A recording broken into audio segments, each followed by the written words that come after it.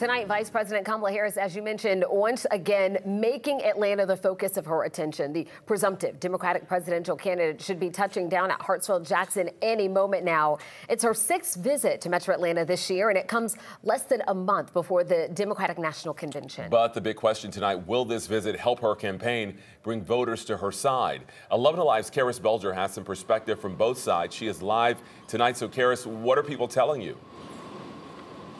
Well, I spoke with former state senator and Republican Kelly Loeffler and also Democratic state senator Jason Estevez. They both say that this shows Georgia is an important battleground, and they also say Harris will have to work hard to win voters in this state. Tonight, Vice President Kamala Harris will make an appeal all her own as she prepares to address voters here in Georgia. It's her first visit as the de facto Democratic presidential nominee. It solidifies her campaign, but it also solidifies our status as a battleground state.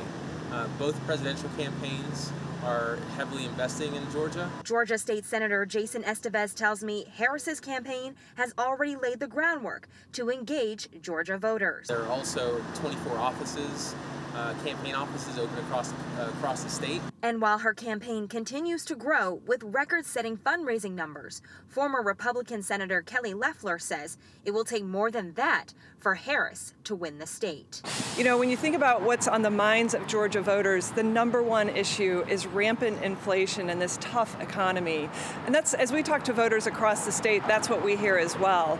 So she's really going to have to pick it up and talk about her vision for the economy. As Harris prepares to face off against former President Trump for the big race in November. Now, I also asked Estevez and Loeffler about what Harris could do to win over undecided voters. These are people who have told 11 Alive that they were not exactly excited to vote for former President Trump nor President Biden when he was at the top of the Democratic ticket. They both reiterated a strong focus on policy. Clear policy will be the key. Karis Belger, 11 Alive News.